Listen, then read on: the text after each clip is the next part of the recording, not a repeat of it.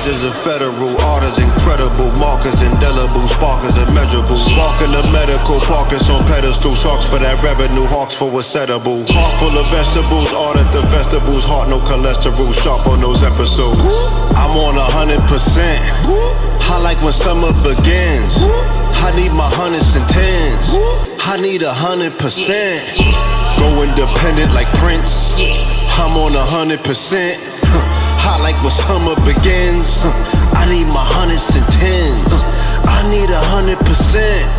I like when summer begins. But without any further ado, we're going to get into it tonight with the fourth installment for Fear of a Blackmoor Messiah, which is very important right now because, as we can see, what's going on in both society, the news, and in our mind, we know that something is not right. We know that we live in a very precarious times where the powers that be are working behind the scenes to create an unfortunate future for our brothers and sisters. So we're gonna break it down. I put together a presentation. Hopefully I'll be able to get through the whole presentation tonight. If not, we'll be covering the rest of it during a live stream during the week with our brother Rich from Black Magic 363. And also, before I begin, on the iTunes store and the Google Play store, go there now, put Know the Ledge in the search engine, and you can get the app for free to your phone. There you go. The KTL app is definitely in the building. That way, we are going to be able to communicate with our family through the phone. We don't gotta make it complicated. You know, I did a lecture called The Evolution Will Be Digitized, and what we need to begin to do, even if we don't know how to code, even if we're not tech savvy, if we got finances and ideas, there's a world of people out there that are tech savvy and will be willing to do it for a small fee. Fiverr.com and other things, you know what I'm saying? We have to begin to utilize technology to push us further into the future because we're going to be stuck in this place or in this sunken place if we don't adapt to the times. Because our open enemy is definitely utilizing all of the tricks and trades of technology to both cast spells, continue their propaganda, confuse the people, lie to the people, and all other things. So without any further ado, we're going to get right into it. Can you hit the, yeah. That's the cover of the first DVD that we did. There's a website called fearofablackmoormessiah.com. For anybody that's not familiar with the series, you could go online and order the titles. We have the second title that I did in Baltimore at the table. But definitely pick up the series. We did a lot of predictions, a lot of prophecy. We laid out a lot of information so it won't catch you off balance. Because that's what's taking place to our people who don't study. They're not conscious, meaning aware of anything. So whenever the propaganda or the fake news or the alt facts are thrown at them, they have no choice but to react. And that's where they want you, to right in the middle, so they can play this game of pulling you in all of these directions, because if you're not aware of something, you don't have power over it.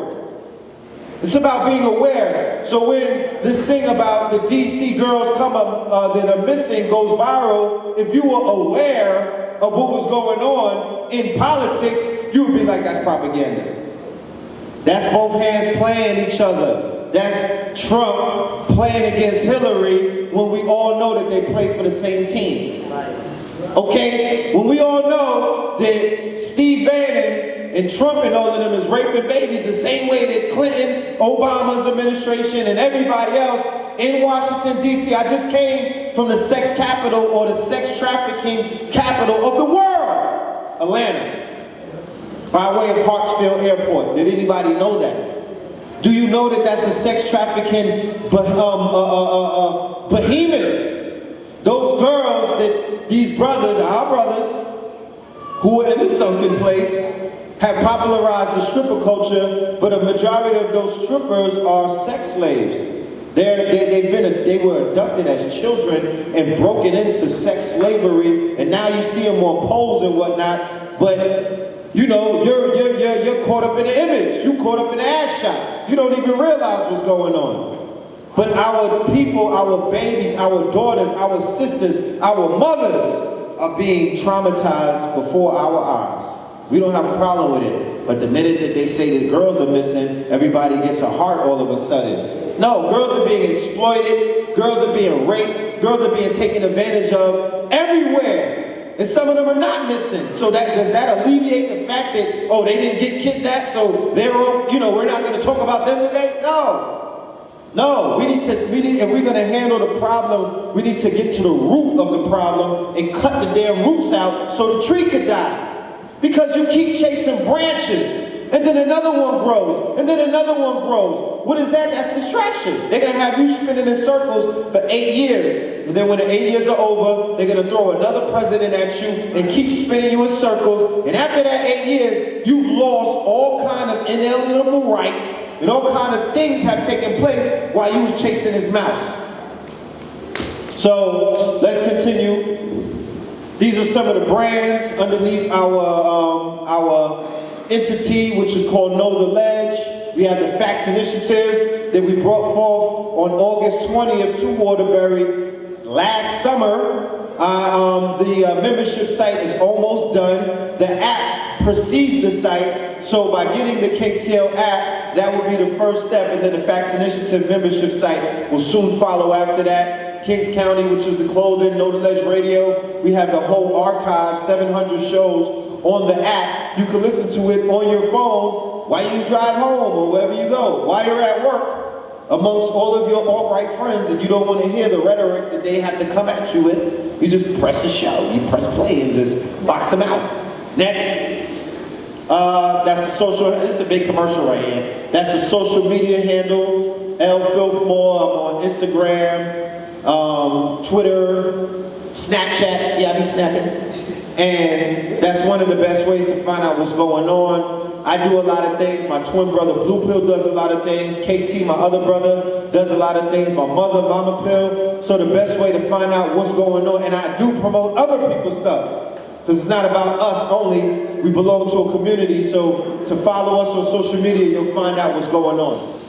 When they had the objective or the operatives in the 60s to stop the rise of the Black Messiah, they were not talking about one person in particular. They were talking about all of us, our parents, our grandparents, that energy that was rising up in Jamaica, that was rising up in Africa, that was rising up in other places when Bob Marley was playing. They was getting the spirit like, yo, it's time to get our independence.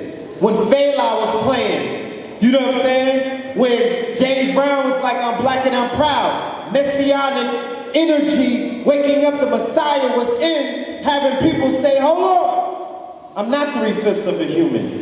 Okay, I'm not, you know what I'm saying? Like, I don't know what you're looking at, but I know that you jocking me.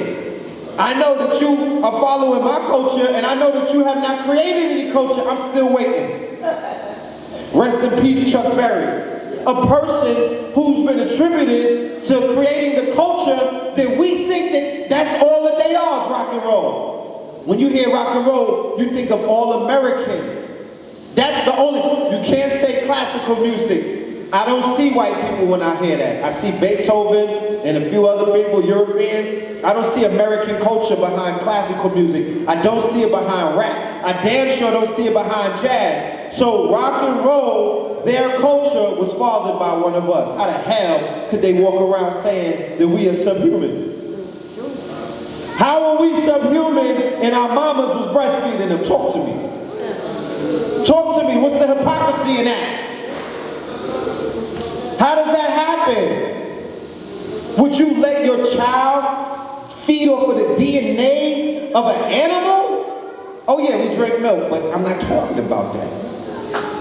I'm just saying, would you let your open enemy breastfeed your seed, your future? Because do you know what's inside of the breast milk? Okay. Next. More Messiah references. This one is about the religious reference of messiahs through the Abrahamic religions. You know what I mean? The anointed ones and things of that nature. We're not necessarily talking about that. We're more so talking about the messianic force within our people. Next.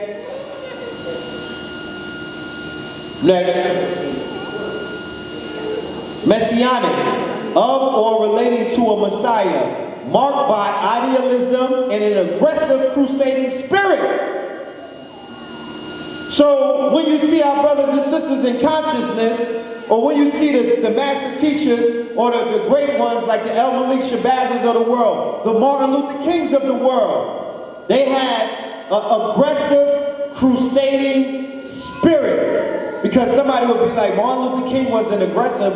Well, goddamn it, he had to be aggressive to put his clothes on and go to goddamn Selma to know that they was going to be hitting him with bricks upside his head. He was aggressively going towards whatever the ideal that he had in his mind to bring his people to that mountaintop. Whether we agree with the way that it went about it or whatnot, he still was very aggressive in his pursuit of being a Messiah. Next.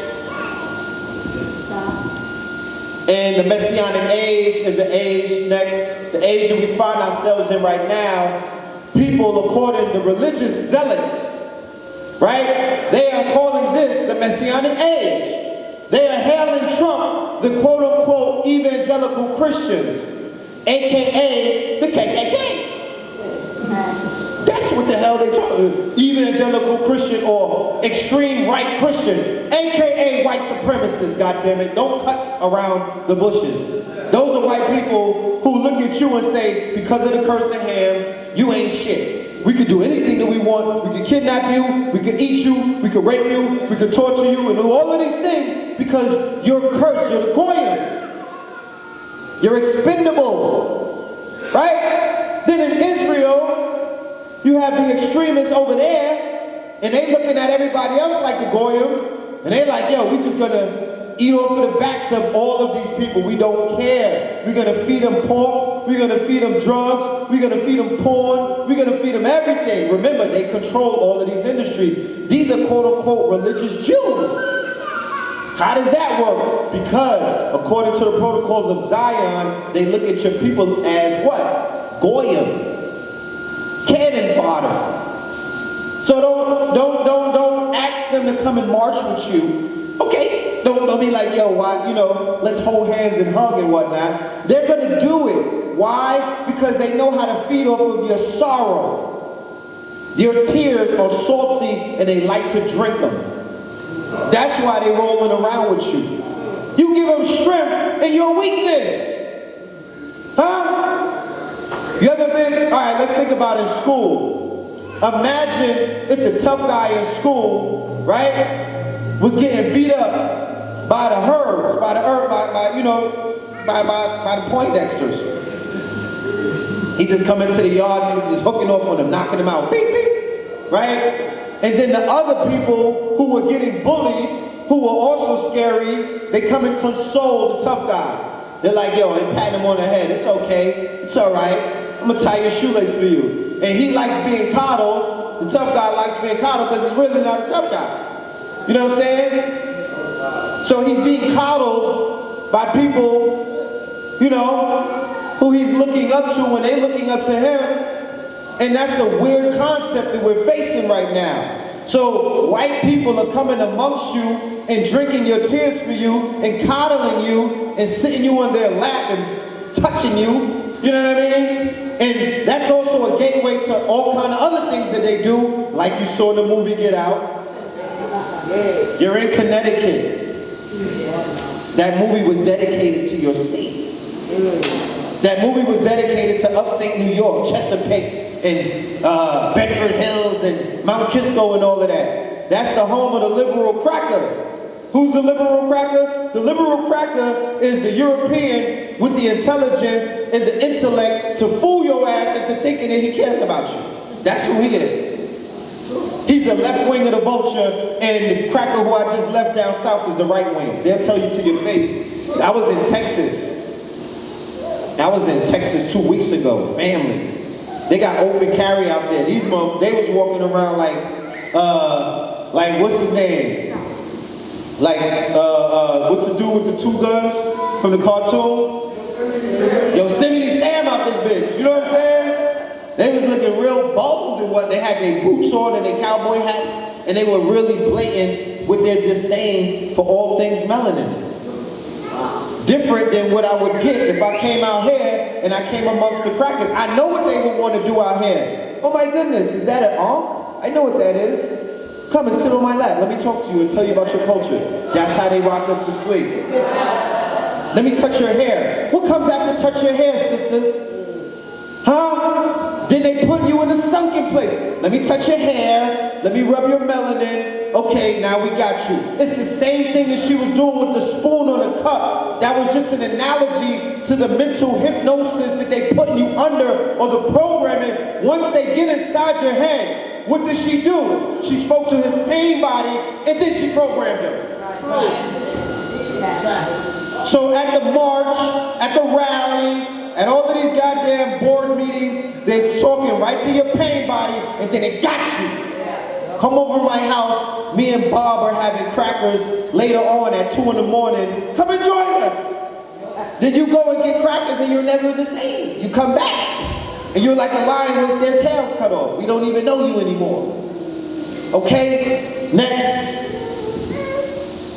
This is just an article to show scientific proof that quote-unquote black people are genetically superior to all other nationalities and other races on this planet.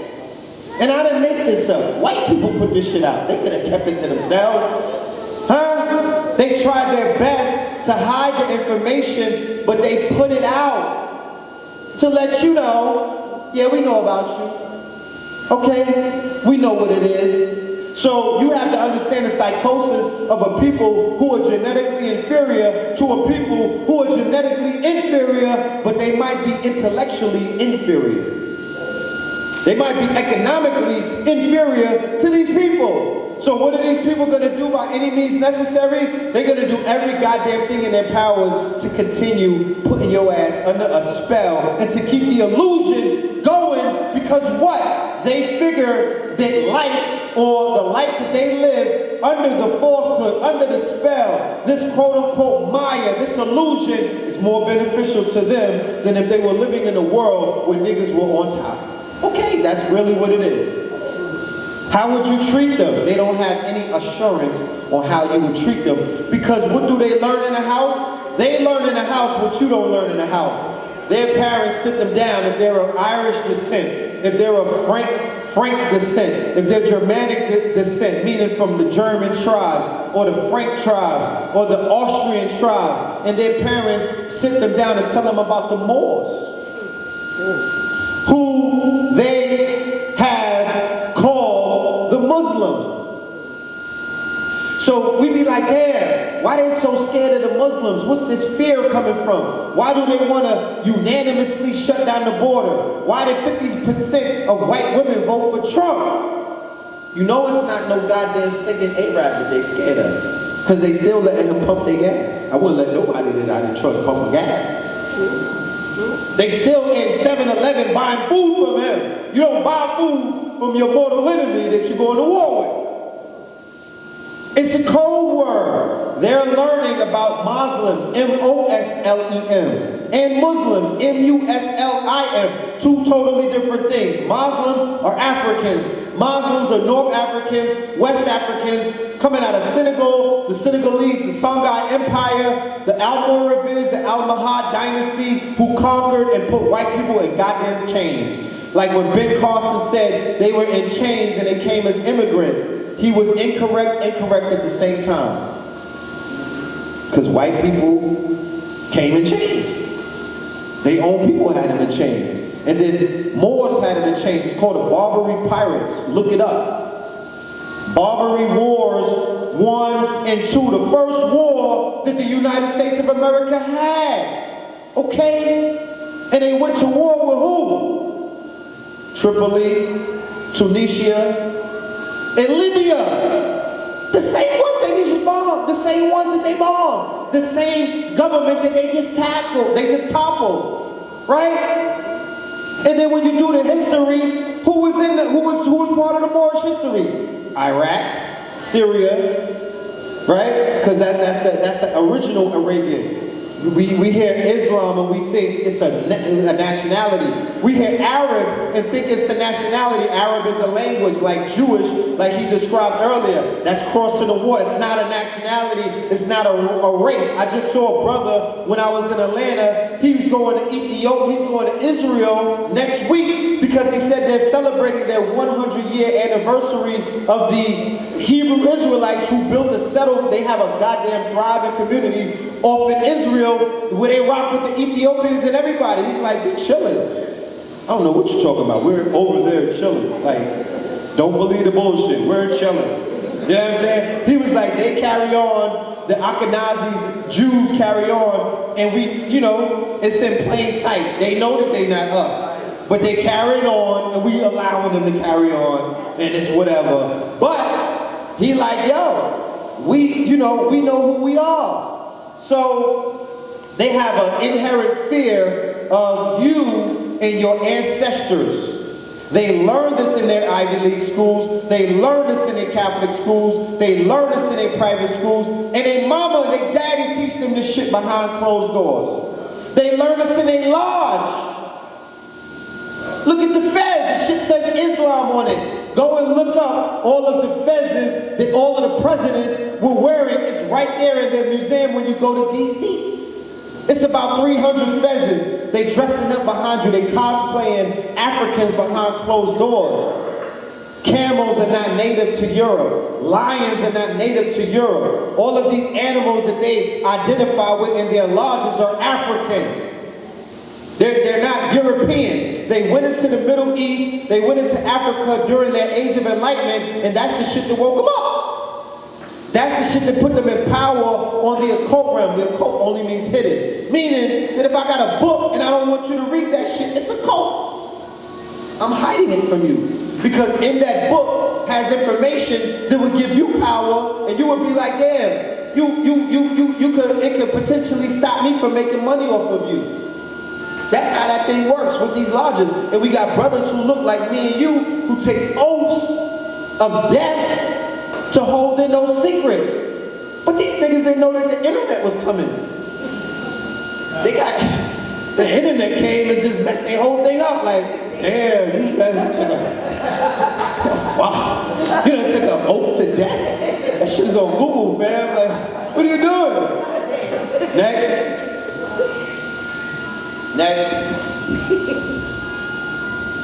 Regardless of what they do, regardless of what they say, regardless of what they're trying, it's not working.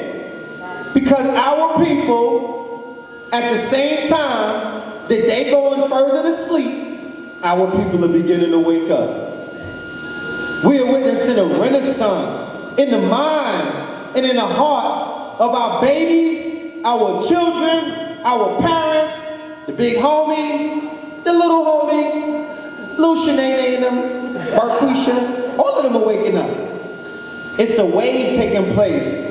Our spirits are adhering to prophecy that our great ancestors prophesied many moons ago with no Google and no iPhone. They said that this was the age of enlightenment. They said that this was the Aquarian age. They said that you would be inundated with information. It would be a deluge.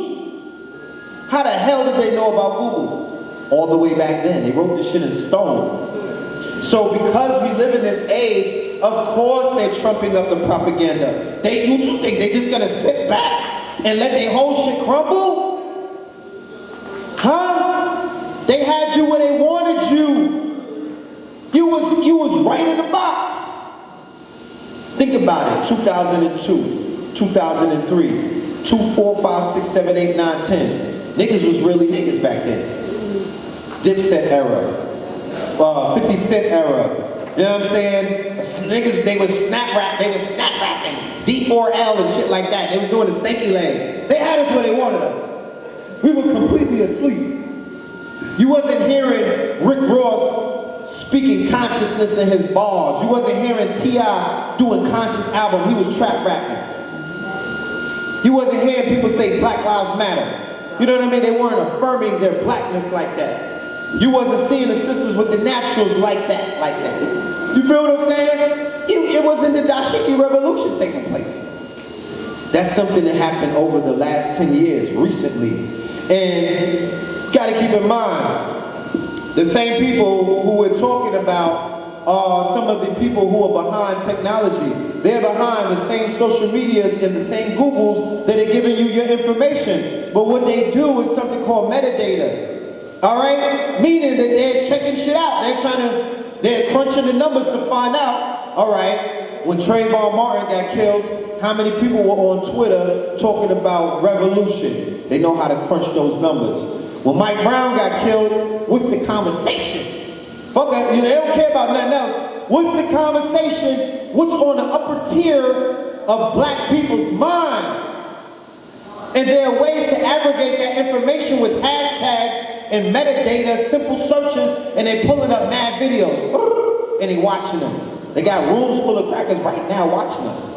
Okay? In Israel, over in London, they got them over in like Boise, Idaho. They got rooms full of white people, just watching us and figuring us out.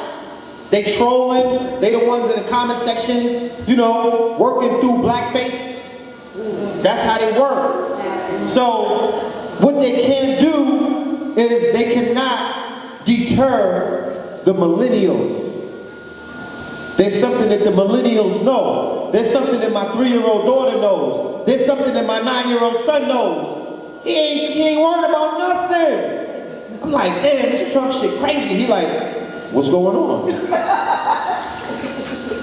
I'm like, really? He's like, I don't see nothing wrong.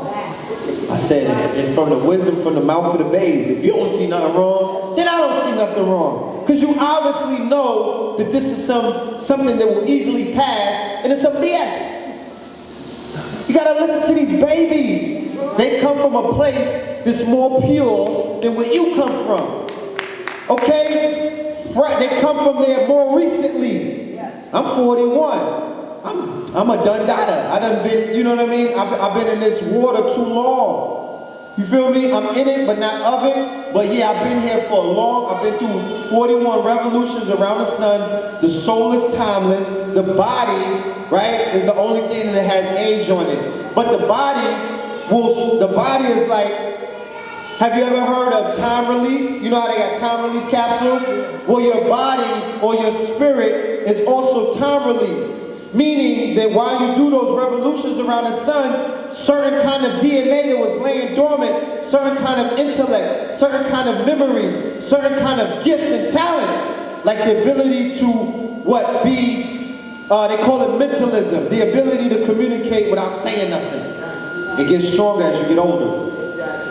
The ability to channel information from places that you don't even know where it's coming from. That gets stronger as you get older. The ability to see through the bullshit. That gets stronger as you get older. You just don't care anymore. You see how Dick Gregory is cursing everybody out? Because he don't care. He's just getting that to that place. Like, look, I'm done with the punchlines and look, nigga, shut up. Don't ask me nothing. It's just, that's what happens. You develop a certain kind of skin as you get older. As you see this thing for what it is. You know what I mean? But the soul is timeless. So you could be 3 years old with a soul of a person who was here for millions of years. Okay? Like these babies who are coming now are. They having grown-ass conversations at 4. Like, yes. You know what I'm saying? They work in technology. They code writing at 4. They app developing at like 5. What do they, like, how is that happening? Because they're here for a reason. You here for a reason. You here during you reincarnated during the 2012-2020 cycle. What did you think you reincarnated for? To play PlayStation? What did you think you reincarnated for? Huh? To play games? You here for a reason. And it's either 2 reasons. You either here as a hologram meaning that your ass is not real. You just part of the background. Like in a video game, there's the main character, then there's them niggas in the background that don't mean nothing. You either that or you playing the game. Either or, there's no in-betweens anymore. They cut that shit out past, once 2012 went past, all of that other shit went to the wayside. So you either here to raise up or you here to pull our people down. That's it. I can't really find any other gray area. Racial issues continue to fester in America, but this has not instilled a sense of despair or hopelessness among black millennials. A new study finds. In fact, researchers say that they have found the opposite. So all of those snuff films that they've been uploading to Facebook, meaning that when a police kills a man, that's called a snuff film. When we were young, we used to watch something called Faces of Death. That shit traumatized us. We were not supposed to see somebody take their last breath on film. That was a traumatizing experience. We got little children watching snuff films on Facebook. ISIS beheaded, they lining people up, just beheading them like, ah, yeah, yeah. And the babies are watching that. Once you see certain things, you can't unsee it. You ever walked in on your parents doing something? You can't unsee that. Shit traumatizing. You're right. But they're like, yo, with all of the stuff that we throwing at them, they bulletproof. They optimistic. These niggas got iPhones. They don't care about nothing else. They got the Drake album and the iPhone, the new one. They happy. They're finding ways to not fall into this sunken place, to not be depressed and give up. That is exactly what the media, what the government, and all kind of people that are in power are doing their best to try to do. Keep you in a pessimistic, broken down, slave-like conditions so your ass will work at Walmart for that $5 an hour. So you can be an indentured servant, so you can continue to feed the prisoner pipeline. You know what I'm saying? Next, black millennials, more than the Hispanics, more than the Asians, and more than the whites. They are 61% positive that their time is now. They like, nah, fuck that, our time is now. Shit, your time is up. Somebody's time is up. We just sitting here waiting. Okay, next. How many people saw the movie Get Out? Show a hand. That is required viewing for not only you but the babies, because it's not scary like that. They won't be scared. They can see, they watching CSI on TV. They cutting bodies open on CSI. You know what I'm saying? Like, well, let them see this and explain the subtleties and then go deeper. Because the movie has been layered to where it's a teaching tool. You can wake people up now. There's so many people in my inbox, so many people that's ready for this information based off of them seeing Get Out, right? So we're gonna get into the sunken place real quick and talk about that. Next. Get Out, what black America knows about the sunken place, okay? Wait, go back real quick. Real quick, that one. Anybody work with her at your job? Does anybody know this sister in your everyday life? The black sister who you can't talk nothing about white people around, she's like, no, not my good Caucasians, not them. Not my white friends, not Seinfeld. No, yeah, I'm them, that's who I'm talking about, goddammit. And everybody else. Getting there happens quickly and without you even noticing. In the scene featuring the tear-filled image of Foe, Missy Armitage has truly gotten into Chris's head. She is able to do so quickly and without Chris even noticing. You don't even see it coming. You don't see it coming.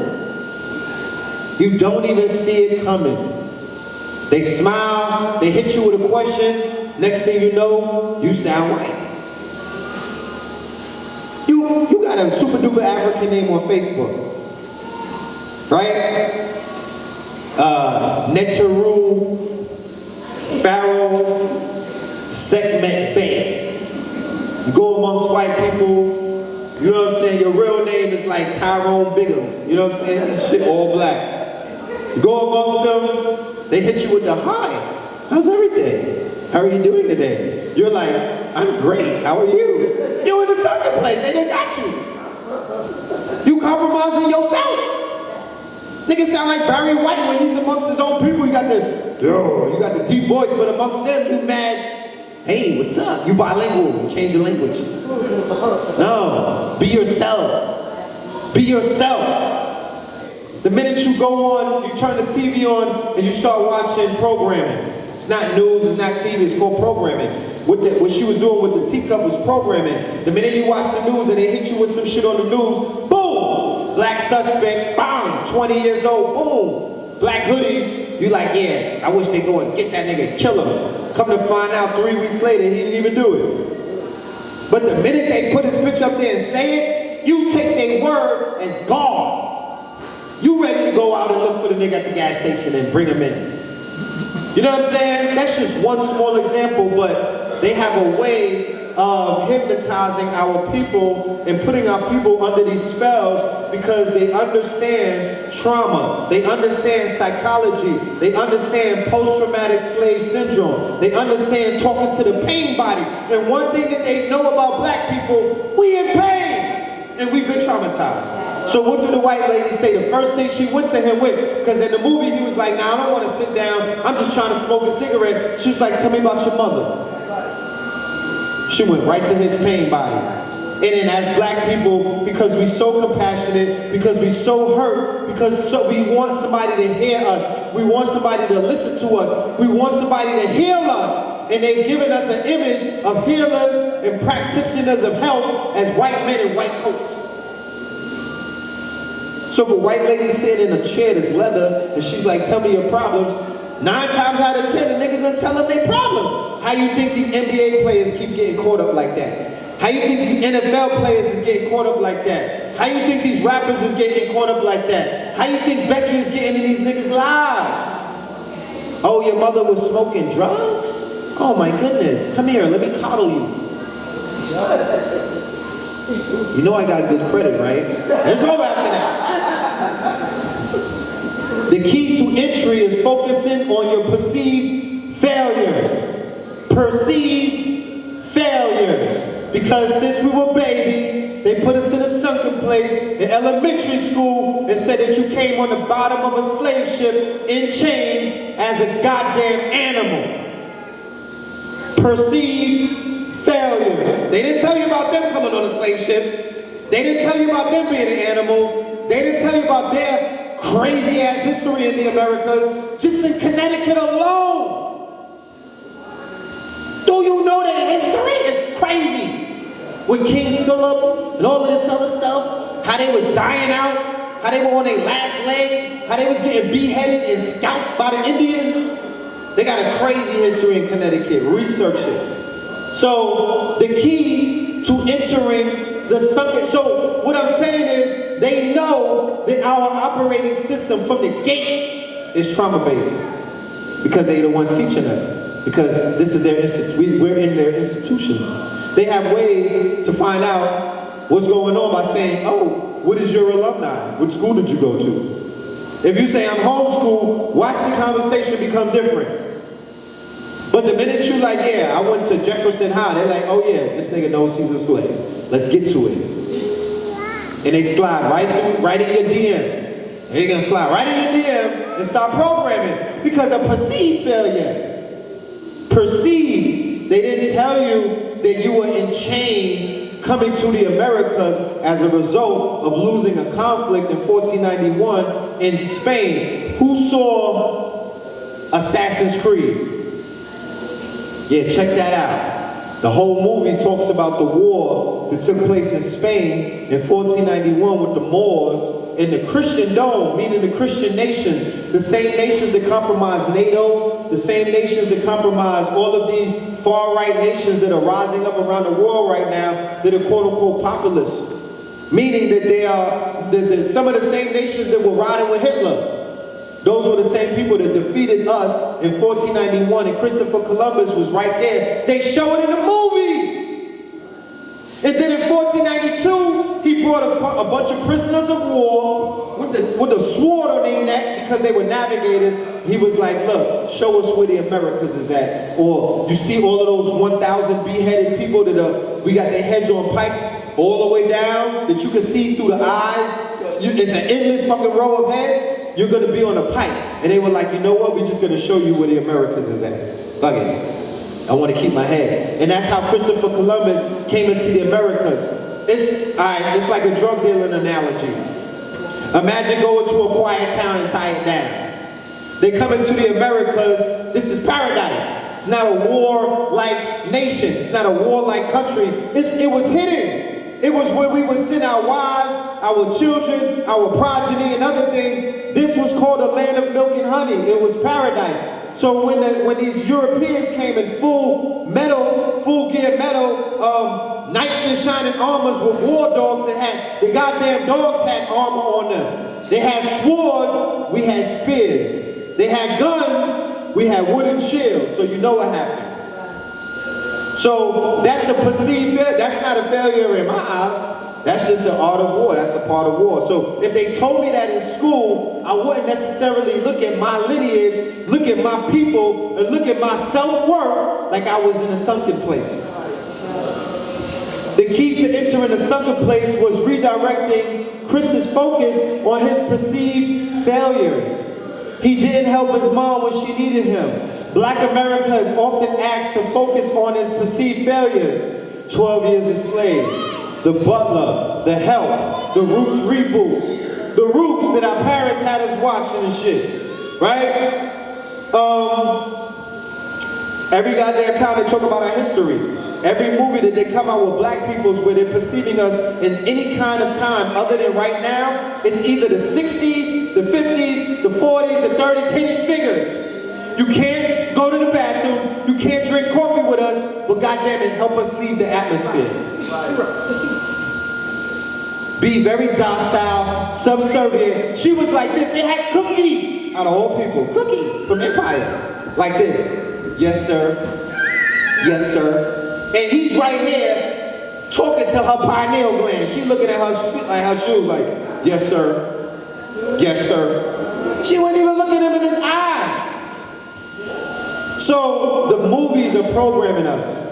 The TV shows are programming us. The comedies are buffoonery, it's dealing with all kind of dumb shit. The sitcom situation comedies are it's always dealing with a situation dealing with failure. The movies though, more so. It's called neurocinematics. How you can rewire somebody's brain through cinematics, through the cinema. It's a study that they study at MIT and Harvard. Look it up, neurocinematics. Also neuroscience. So government statistics and images from news organizations in the entertainment industry paint pictures of criminality, broken families, and other ills. If anybody ever left America and went anywhere outside of America and see the way that they portray black people in America, outside America, then you will understand why they come to America and be like, look, I'm not saying, they won't pass us like that. I don't see you niggas. Because you were portrayed to us in Africa and Asia and all of these other places like barbarians. And then we like, damn, well you was portrayed like a barbarian. Well we looking at each other like barbarians. You know what I'm saying? Because what did I say earlier? The Jews who control the images in the industries are looking to do what? Push their messianic force or their Messiah and do what? Discredit yours by any means necessary. They will never uplift you and show you in that light because that goes against their whole story of existence. That's the challenge. Next, perceive seems like the right word. Chris blames himself. We always blaming ourselves for shit that happens. But how can a little boy be expected to save an adult's life? Instead of going there, he should simply be proud of himself for successfully overcoming a difficult childhood. Sometimes black Americans unreasonably ashamed of the results of structural and other forms of racism. Meanwhile, as a group, we have survived the unimaginable and contributed various forms of excellence to the world. How many people ever saw the Black Inventors List? Please Google that shit. Black Inventors List. They was doing more in the 1800s than niggas today are doing with the internet. They got, you know what I mean, 800 credit. They got internet, Wi-Fi access, all of this time on their hands. And people who just came out of slavery was inventing traffic lights, refrigerators, radiators. But then they integrated the schools and they killed all of that. That's how they destroyed us, when they did integration through the school system. And they had a school system that was designed after a Russian/German ideology on how to create slave-like workers through the school system. And that's what they adopted. And that's what we have now in our systems. That's why our children and our people are becoming workers. Why they not teaching you how to be a boss? Why they not teaching you finance? Why they not teaching you entrepreneurship? Why are they not telling you that there's a technological boom taking place right now? Why they not teaching us trades and skills? Why do the millennials and the young generation do not know how to use their goddamn hands? They don't know how to do electrician work. They don't know how to do carpentry. They don't know how to do the stuff that we learned. They took that out of the schools. Remember when they took the art programs out of the schools in the 70s? What did the brothers in the Bronx and Brooklyn have to do? They had to create hip-hop out of goddamn turntables. This is an innovation. This is a black invention. 2 turntables and a microphone in hip-hop, that is a black. They took the mixer and did something to it that it wasn't intended to be done. Because remember, inherently in our DNA, we are what? Scientists, engineers, and mathematicians. If your lineage is from West Africa, that's in your blood. That's why you go online and you see Africans right now. How these niggas is building rockets out of junkyard material. They building tablets out of broken down phones. They are leading. Remember, young Africa is leading in the technological boom around the world. Did they tell you that on the news? No. Did the Africans who selling us shea butter tell us that? Because we got to talk to them too. Because I say that because we say that. Because if it was, our people would be going ham every day. Not when they tell you to go ham, not when they tell you to cry, not when they tell you to care, because that's what they doing. They should push button notification. Push, cry, push, scream, push, march, protest. Can't breathe. You know what I mean? They're telling you what to do. They're telling you how to feel. Don't get mad. Then when the police get killed, don't, apologize. Make excuses. You know what I mean? Denounce everybody who was behind that. Drop your red, black, and green flag. Shit like that. You know what I'm saying? So, through programming, we've been paralyzed. Okay? Through the movies that they're showing us, we're being paralyzed. If you walk away from watching the Roots reboot, thinking that everybody that they show in that depiction was acting like that, in our history, you've now altered your future because they altered your past. All right? You don't understand quantum physics.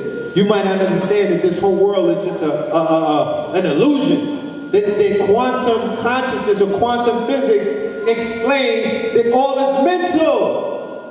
So they could change the past and affect the future. And they're doing that through the movies, they're doing that through education, they're doing that through suggestion. They just suggest to a nigga, wasn't you a slave? Huh? Wasn't your people groveling Negro slaves? And you like, yeah. I'm like, nah, my people was cutting the heads off of slave masters. That's them, that's who my people was Gullah Geechee, the Seminoles. I name all of the tribes that bust their ass. They be like, all right, I don't want to talk anymore. Sometimes black Americans unreasonably ashamed of results of structural and other forms of racism. Meanwhile, as a group, we have survived. The sunken place paralyzes you. Oppression sometimes does that to people. For some black folks, a life of financial hardship or incarceration can feel like inescapable destiny. How many people saw the Khalid Broder story, Time? That Jay-Z was behind. The documentary is on BET in Showtime, no. It's on Vice. The young man killed himself, committed suicide. He was incarcerated for 3 years on Rikers Island when he was 16 for a crime that he didn't commit. He got beat up, he didn't get raped, he got beat up, jumped, the security guards beat him up, the inmates beat him up. He got put in a box for 3 months. No, I think like 3 months, 180 days. I was in a box when I was younger, you know, I went through that shit. And that was kind of crazy. That will alter, you know, being in solitary confinement. They got Black Panthers that was in solitary confinement for 40-something years. Do you know what that does to you? Do you know what sleep deprivation is? Do you know when you got the lights on and you don't know what time it is because they never turn the lights on?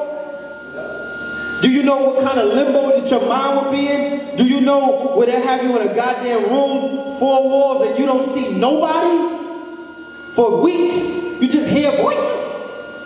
So the young man lost his mind by being in solitary confinement, being traumatized, beat up, and he was quote-unquote innocent.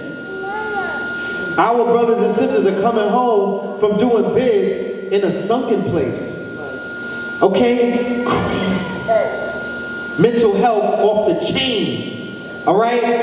Then they go home, they get out of jail, they've been listening to Kodak Black behind walls, Soldier Fraud, and all of these other people because they got Walkmans and shit like that. So they got all of these drug dealing trap dreams. Then they come home, they watching Love and Hip Hop and all of the stupid Ratchet Monday and all of that. Then they listening to the radio and it's programming them because it's suggesting to them what to do to get out of the sunken place. But it's trapping them into a further sunken place because we all know ultimately the further sunken place is that grave. Because some of us is walking dead. And the nigga just needs to push him in the grave like, here, I'm gonna do you a favor. Go, there you go. I'm my man. You got walking dead out here, zombies. That's how far low this programming has gotten them. Okay? Because remember, you are what you eat. You have the internet and then you have the dark web. The internet is 10% of the public internet, the commercial internet. But then there's a government because the internet is a government tool. So there's 80% of the unseen web, and that's called a dark web. And you have to navigate, you can't navigate that with www.com. There's something called the onion route and the Tor. And this is where politicians, this is where the Russian hackers are at, this is where the pedophiles are at, this is where people for hire, remember they got hitmen for hire. All these people you see dying of heart attacks and all of this, they get knocked the hell off. Please believe that. Hitmen for hire is a huge business now. You got the hood hitmen for hire. Yo, I got a pound of some bubblegum weed. I need you to kill this nigga tonight. You know what I'm saying? That's how they do it in the hood. Well, they're online buying up Russian hitmen, brothers who was in the service or the, PMCs, private military contractors, security contractors, security agencies, Blackwater. These are mercenaries for hire. Eric Prince is like the godfather of the mercenaries for hire. Trump is surrounded by mercenaries for hire. Yeah, they showing you the Secret Service, but he has 11 security firms working for him. Meaning that these people are flying drones. These are the people that went into Afghanistan. Remember, there's 1 million body count in Iraq right now. 1 million people have been killed in Iraq. And the private military contractors are part and parcel responsible for a majority of the bodies. So these same people come home and they like, yo, I'll kill a nigga for you. $10,000, pay me in Bitcoins. That's on the dark web. So there's this secret world that they don't, as you see all of this Pizzagate and all of the missing girls, they're trying to introduce that to the public. It's gonna come out soon. but it's like it's hidden in plain sight. You know what I mean? You can Google it. It's hidden in plain sight, and this is where they're at. So a person like me, I don't have to speculate as to what they, because I never, to be honestly, I never was able to go into any of those rooms because you need to you have a password. These are encrypted rooms. You just can't log on and go in there. It's part of their network.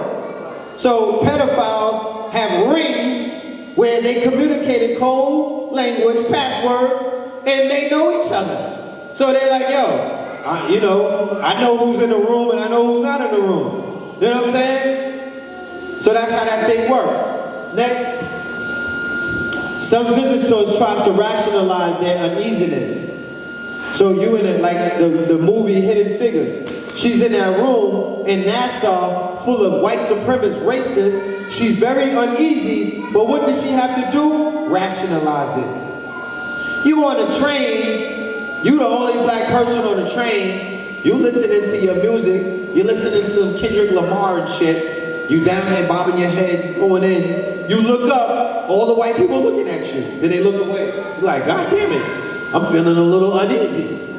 You know what I'm saying? We feel uneasy in these situations when they're rubbing on your hair, sisters. Brothers, when they're playing all kind of games with you. You're like, damn, this don't feel right. But white people doing it, so I guess it's right. Chris was only in a sunken place for a brief period of time. After re-emerging, he had an unshakable feeling something was very wrong. Your higher self talking to you. Your ancestors talking to you. Your rational self talking to you. But because you're logical and you know so much, and you block it out by defocalizing, you hit the blunt, or you pop a pill, or you drink so much that you get drunk to be with your white boyfriend, to be with your white girlfriend, you gotta be intoxicated. Because your natural self is not with it. That has happened with some people. You got sisters out there that's stripping. They're like, yo, I gotta sniff coke and pop a pill before I get on the stage because I know that shit ain't right. You know what I mean? I know that something is wrong. But you have to put yourself in a sunken place. You have to, they call it defocalize. You have to be inebriated to participate as a savage. So you gotta fall into your lower self, right? You go to the club. The minute you get in the door, you gotta get a drink.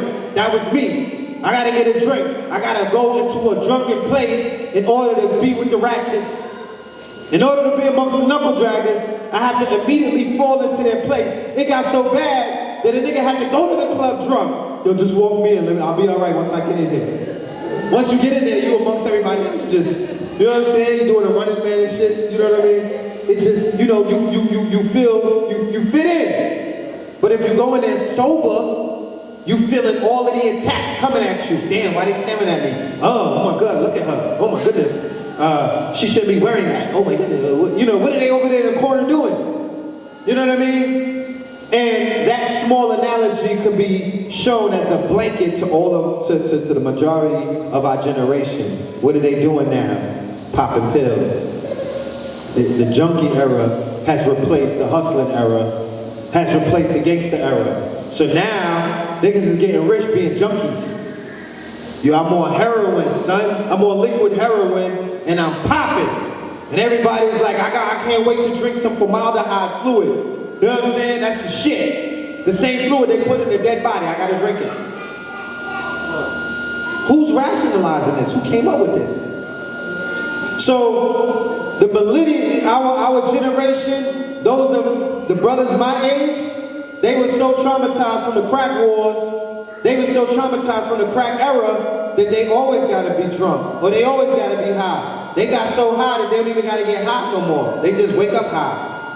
You feel me? But they are in pain. They're traumatized. They don't got nobody to talk to. And they smart enough, they are smart enough to not go to no white woman and sit on her couch. They'll only do that if their probation officer tell them to do it. And the majority of them be skipping that shit like, nah, I ain't doing that, I ain't doing that. I don't want to sit down with her. You know what I'm saying? This is not, what was that, Tony Soprano? This ain't the Sopranos.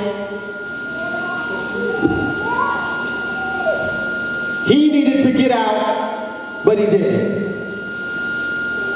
He wanted to believe that everything was okay, that he was safe. In doing so, he rationalized abnormal behavior. We live in a Trump era right now. We live in a time where white supremacy is on the rise. We live in a time where a lot of people are scared. So what do scared people do? Scared people conform. So what are you going to see a lot of? Swirling. You know what I'm saying? Swirling. Because a woman wants to be protected. And if they perceive white men as being the most dominant people in society right now, where if I'm with the white man, I'm gonna be good. Because he's gonna protect me from the alt-right and Donald Trump. That's the rationale.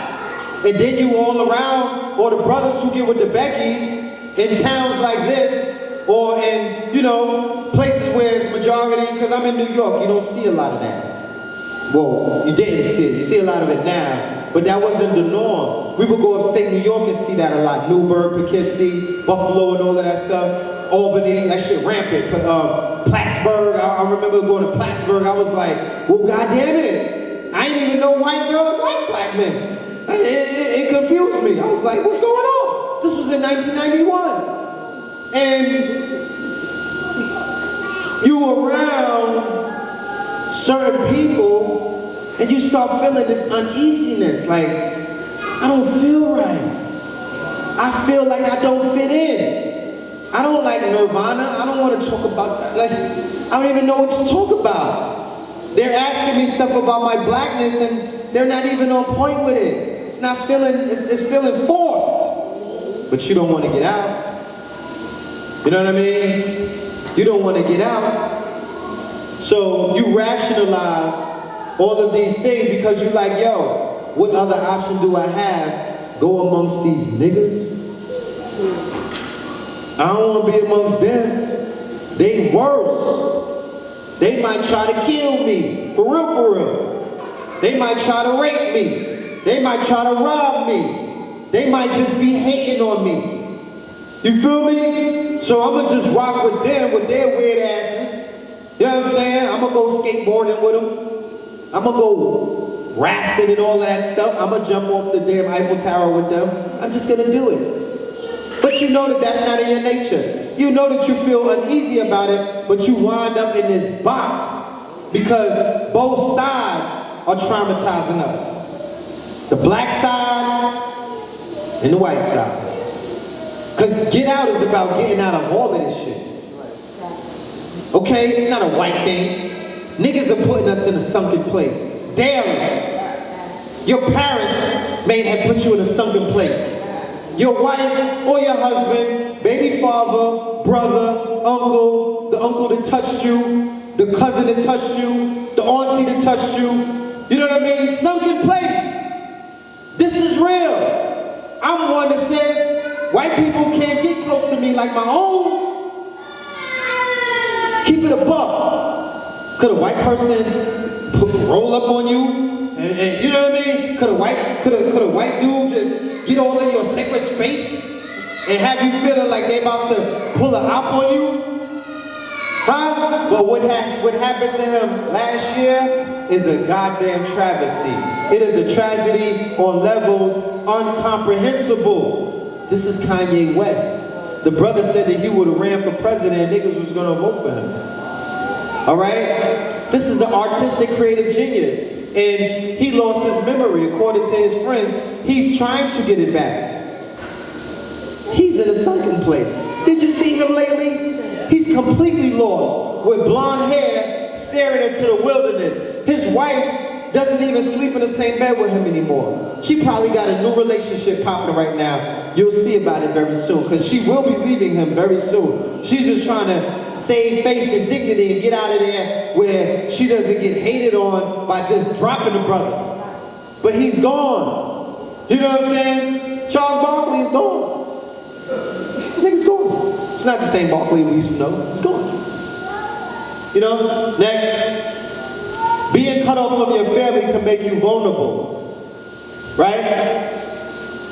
Don't use consciousness as an excuse to get cut off by your family. Don't do it. I'm here to let you know.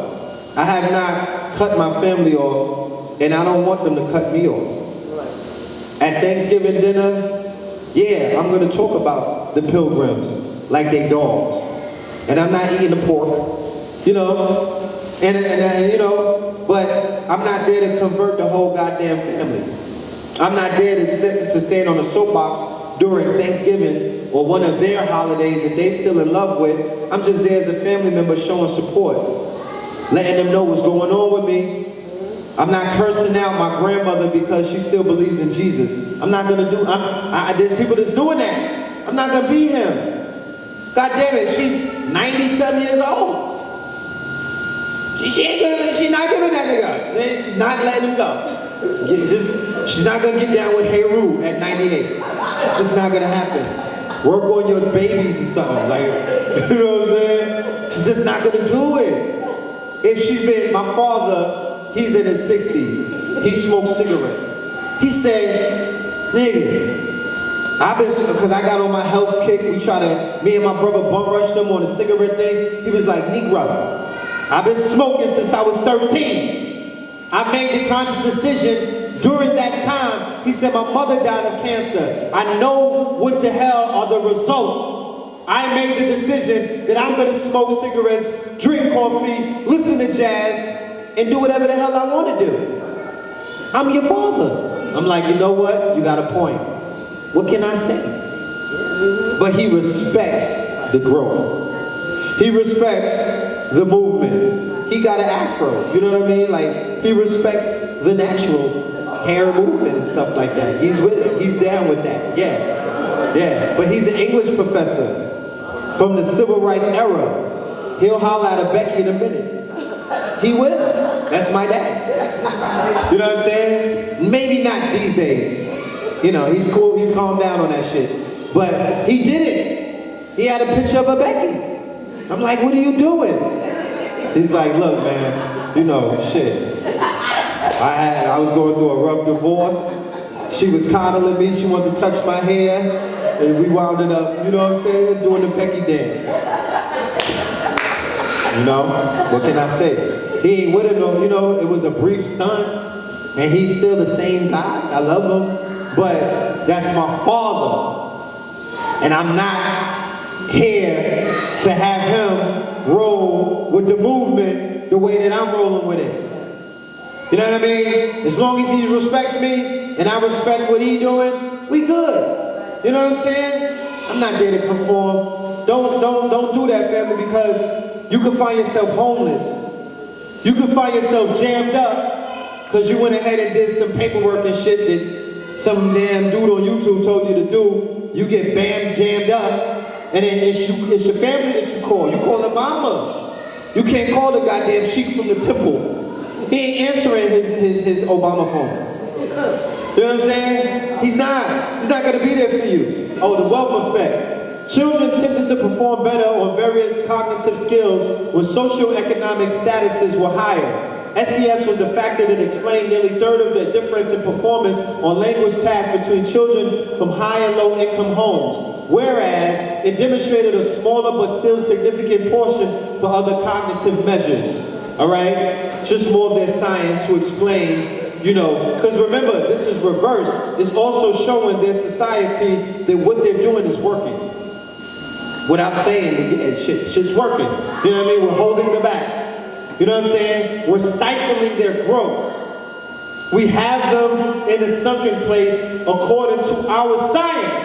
And we can prove it. So give us our 100 million, Rockefeller. Give us our 100 million, Ford. Yeah, next. Political beliefs hardwired into the brain, says neuroscientists. So, the shit that we saw during the election cycle only showed our people who were not realizing that a Republican is a Republican is a Republican is a goddamn Republican. You got caught up in that theater. You got caught up in that goddamn reality show that they were putting forth. That was a reality show. a Republican who grandparents voted for white supremacists is gonna pass that on to their child, and that's how they gonna vote, and that's how their children gonna vote, and that's how their children gonna vote. Because it's hardwired into the mind. It's called conservative, meaning they want to conserve their ideas and concepts of their ancient racist, white supremacist ancestors who were, you know, imperialists and colonizers I call them, colonizers. Because that's what they do. Go anywhere where the colonizers have taken over, and what are they doing? They have a colon culture. This is the brain, this is the heart. The heart is composed of 4 parts. You know what I mean? In the heart and in the brain, this is where these drugs begin to take place. This is where they're affecting, and like I said, this whole reality is only about the heart and the mind, because this reality that we live in is mental, and it's also about your emotions, your energy and emotion, which emanates from your heart. And science proves that your heart emanates outside of this planet. The frequencies of the heart are stronger than the frequencies of the mind. So what do they do in shock and awe? Shock and awe is a military political war strategy that will affect the hearts and minds of the people. That's why they bomb civilians. That's why they bomb civilians. That's why they have collateral damage. That's why they're doing that in Syria. That's why they have 1 million bodies in Iraq. Because that's why they bombed the heck out of Laos. That's why they bombed the smithereens, Vietnam. The rice paddies, they was like, we're not looking for the we're gonna blow the people up. Shock and awe. We're gonna break the hearts of the people that we're at war with. Okay? So when this war takes place in Chicago coming up, when Trump sends the feds to come and crush the gangs, please believe. Or if there was ever a coup that took place, which is beginning to look very credible these days, a coup where Trump is just going to be like, you know what, F that. I got the army behind me. I got the militias behind me. I got the neo-Nazis behind me. I don't want to listen to Captain. I don't want to deal with the Congress no more. I'm pushing an authoritarian plutocracy. We just taking this shit. Who cares? You can't stop me. And if there was a war to take place, they're going to blow to smithereens the civilians. So don't ever in your life think that there's any kind of quote-unquote rules of engagement in war. They're showing you right now. If anybody was in the military, you know that that's a farce. You know what I'm saying? So, normal wakeness, right? Alpha beta stage. Awakened state, the frontal lobe, that is known as your gamma state. The deep sleep, the sunken place, that's the delta state. They have music that is catering the frequencies to put your ass in a delta state, a deep sleep state. They have TV shows, food, music, images that will put you in a delta state. They don't have a lot of stuff in society that is speaking to your gamma state, your awakened state. You gotta dig and find that. You understand? You have to really dig to find that. But there's a whole bunch of shit that'll put you in deep sleep right now. Drugs, all of these drugs that they're throwing out. They got our people, I just named you some of those drugs earlier, but the drugs that our people are on, they wasn't really on that list. These niggas is on K2, crack, Reggie, bad weed. They not really dealing with, you know what I'm saying? They're really dealing with some real bottom level stuff. A neuroscientist explains how he found out that meth is almost identical to Adderall. I'm not gonna get into it, but it is. Donald Trump's administration is reportedly pushing to erase neo-Nazis and white supremacists from the U.S. government's counter-extremism program by moving it to focus exclusively on Islamist terrorism. That's why you saw that false attack take place in Britain the other day. That's why the man came to New York and killed the brother, and they wouldn't call him a terrorist. They normalized him. They put his ass in all white like the KKK. And I even heard a white chick on Fox said that he was cute. All right? They normalizing him. They wouldn't call him a racist terrorist. Because Trump is doing what? He's taking them off of the list. He's building up an army. He's empowering and emboldening them and saying to them, nah, you can get on that anti-black shit, you wouldn't even be on the list. They wouldn't even worry about you. We're going to deal with the Chicago Muslims. Do you know who the Chicago Muslims are? Do you know who the extreme Islamic? American officials briefed on the proposed changes told Reuters that the Countering Violent Extremism Initiative could be renamed the Countering Radical Islamic Extremism. That whole title is loaded. Radical Islamic is the Moors. Radical Islamic is the Nation of Islam. Radical Islamic is niggas online telling white people you don't got jurisdiction over me because I'm a sovereign. That's radical Islamic. And they don't got nothing to do with no Habib in them. All right? They don't got nothing at all to do with the Arabs.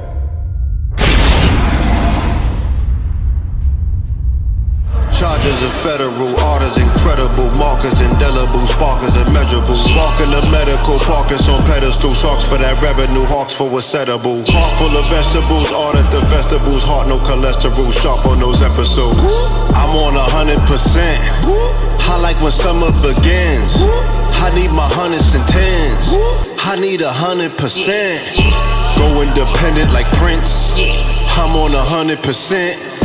I like when summer begins. I need my hundreds and tens. I need 100%. I like when summer begins.